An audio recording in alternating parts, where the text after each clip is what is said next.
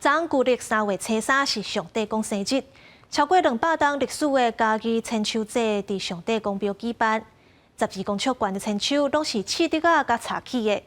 庙方若办海千秋的比赛，社区活动中心嘛有展览，希望更较侪人知影这特殊的文化活动。 还可以哦。比赛海千秋的选手伫千秋顶悬拍拼要来海湖悬，伫家己市的公路里，只要到上帝也讲圣诞的时阵，地方就会来举办海千秋的比赛。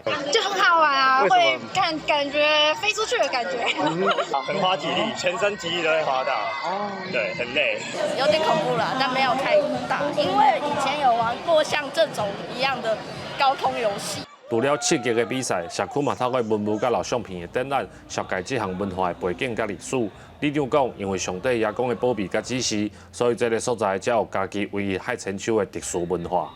侏罗城内底吼，天灾地变做侪瘟疫嘛产生，吼咱当地的姓罗的先祖，伊过大陆上请着咱上帝爷公观音做太子元帅，做伙来咱下路头这个所在。当讲咱上帝爷公就甲咱当地的村民托梦啊，讲爱支持落去办这个海千秋。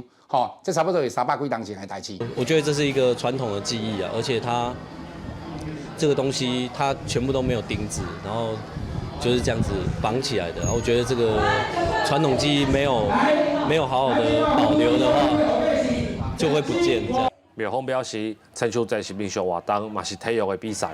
以前遮在地的人，大家一定拢会有海千秋比赛记忆。 希望透过活动的举办，和新民生的庆祝仪式，会当有文化传承的意义。记者林慧婷，家己报道。